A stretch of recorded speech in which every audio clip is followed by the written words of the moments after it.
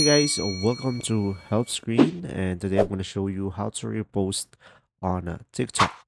So first thing is just simply open up the TikTok and just simply go to the video that you want to repost.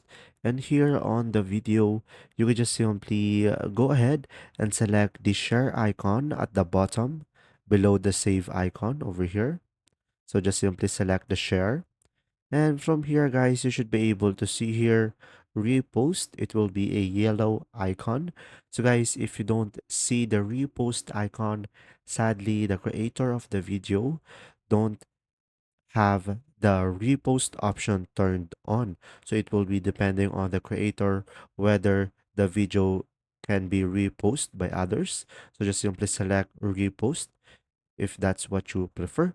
And from here, you just simply select OK. And this is what will happen when you repost the video. You will have your name pop up. Now from here, go for the profile at the bottom right.